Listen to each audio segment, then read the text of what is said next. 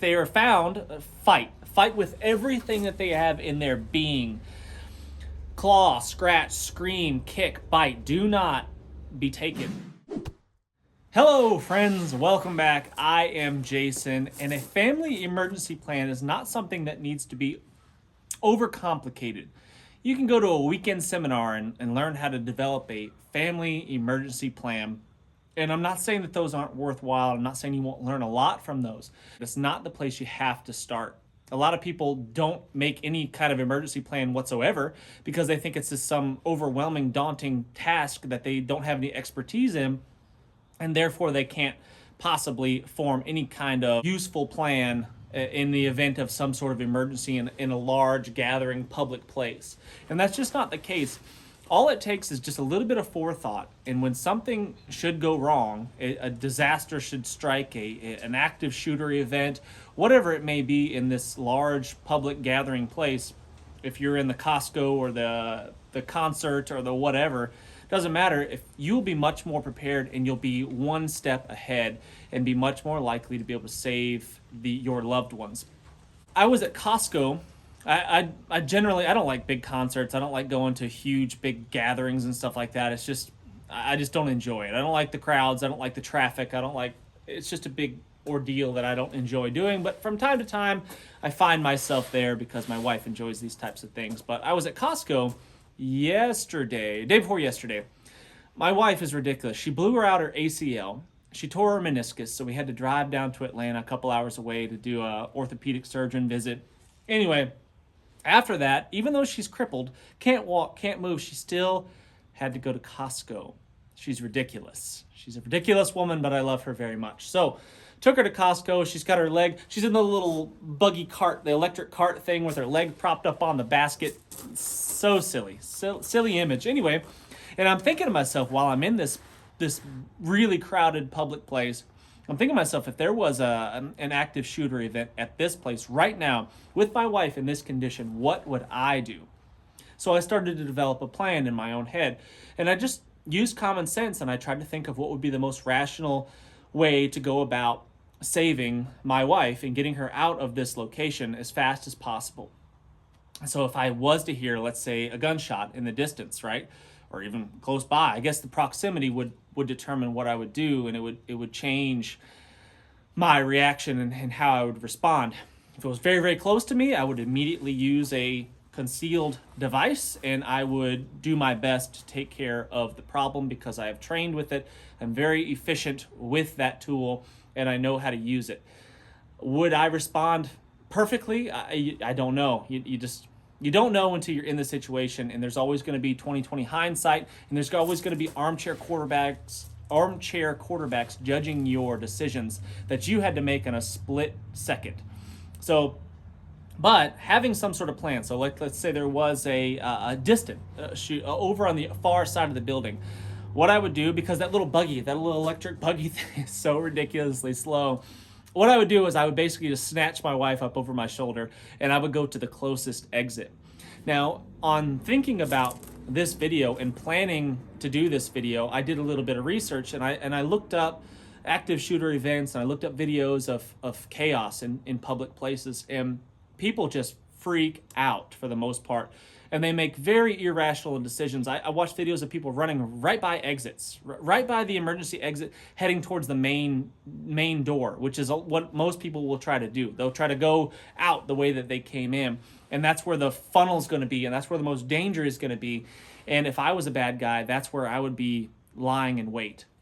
Knowing where the closest exits are, I think, are crucial, and just having just a constant awareness of what the easiest way out. If I'm in a big, large public place like the Costco, I know where the closest exit is. I've always got that in my peripheral. I'm always aware of it. I know I just passed one, I just walked by it, the next one's right there. I'm not saying I'm paranoid and I'm walking around like a crazy person all the time expecting this to happen, but I do have just a basic situational awareness, and I know where that closest exit is, so I could snatch my wife up, throw her over my shoulder, and run out as quickly as possible. What you doing? Giving you your food. I like food. What is this? Oh, thank you, Scarlett. You're an angel. And a brownie? Get out of town. You're the best. Thanks, Scarlett. Bye-bye. Love you. Love you. Nah. I love you. Nah. You're my best friend.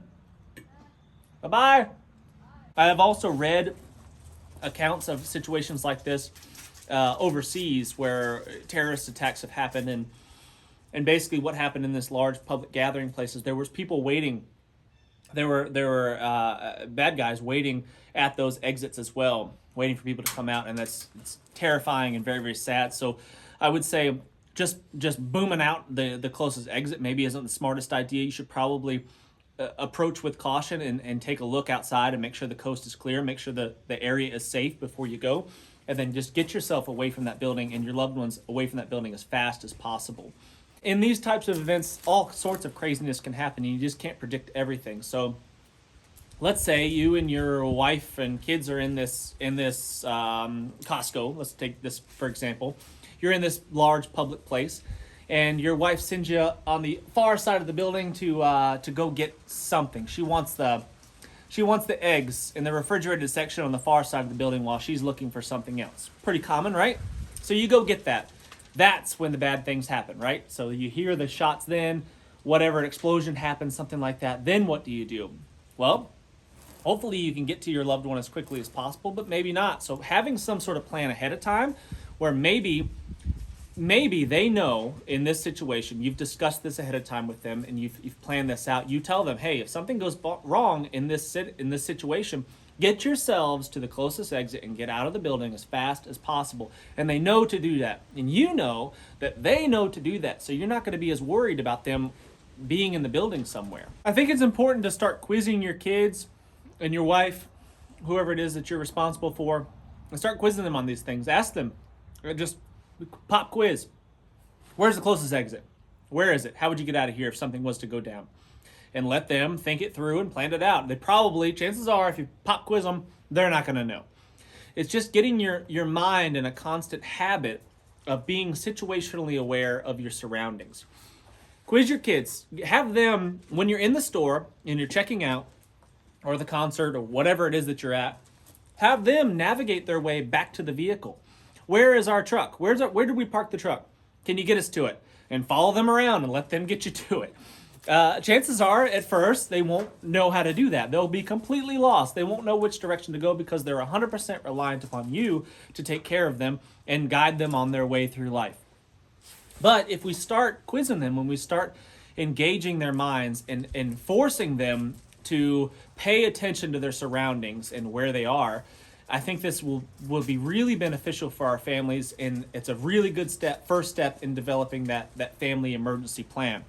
So have your kids get you and your family back to the vehicle. I'm not saying getting to the vehicle is necessarily the safest option, but I think it's just good for them to understand where it is so we can have a centralized meeting location. Once the dust settles, maybe, and everybody is scattered. What do you want? What? Once the dust has settled and we are and the police have shown up and the situation is safe and all clear, and maybe we are separated because of the chaos, they'll know how to get back to the vehicle and we can all meet in that centralized safe location. Immediately running to your vehicle in a situation like that and trying to skedaddle out of there may or may not be the best solution, because that's going to be a chaotic situation.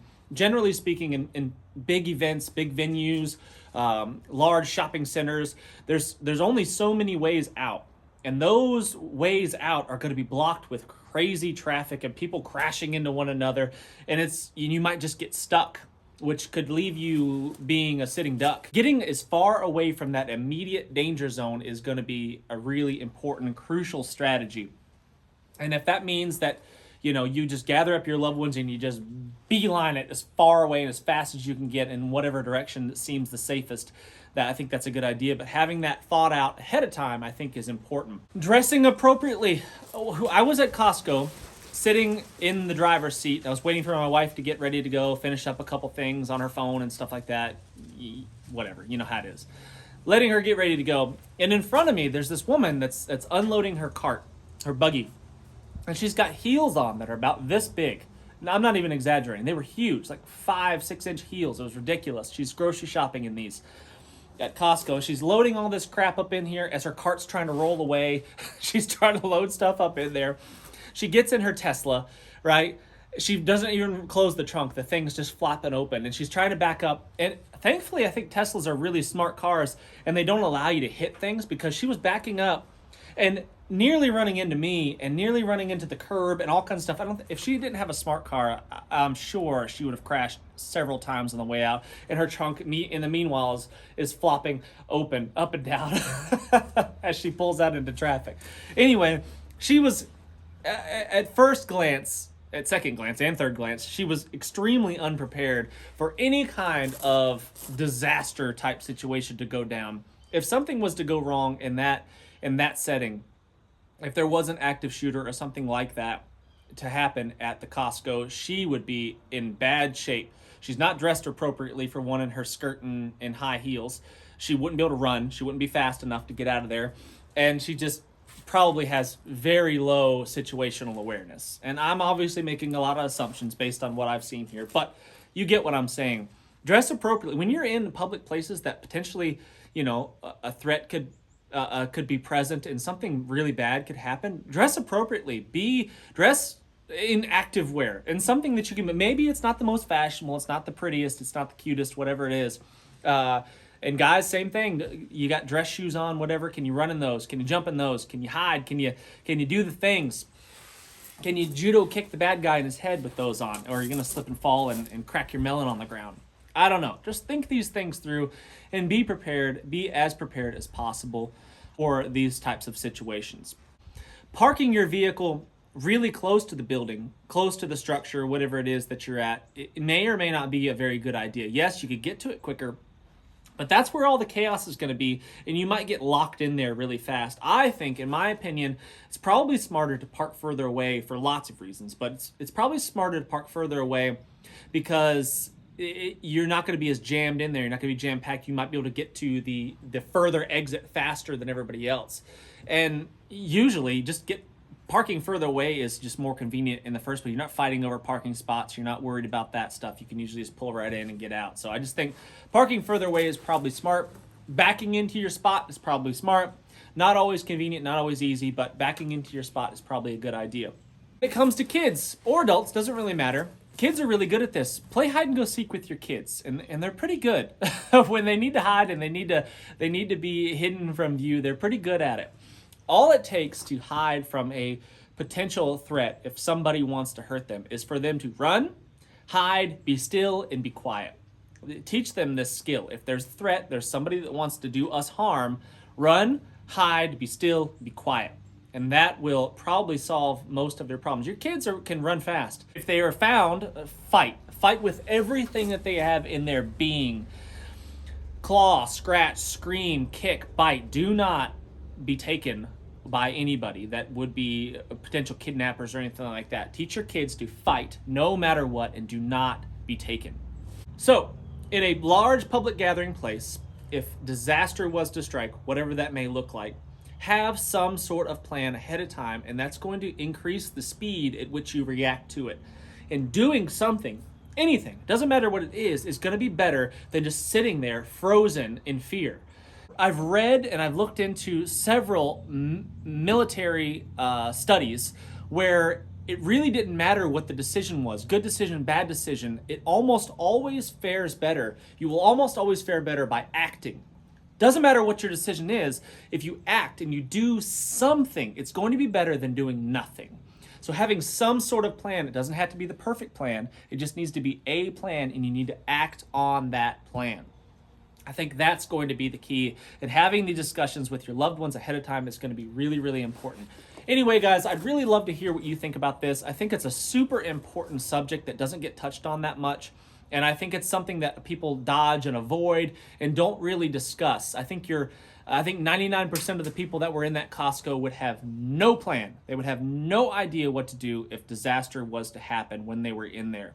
And I think that we need to increase that 1% to 2% to 3% to a large percentage of people. We need to spread the word, and we need to have disaster plans. We need to have emergency action plans in place before the disaster happens. Love to hear what you think in the comments. Tell me what your plan is. Not necessarily your specific plan. Don't leave that out there for the interwebs to read. But tell me if you've got a plan. Tell me that you're going to start working on a plan. And I just, it means a lot to me that we're all as a community going to start becoming more prepared. So leave that in the comments for me. Hit that thumbs up. Please subscribe if you haven't done so already, and share this video with someone that you think that needs it. Can't wait to see you on the next one.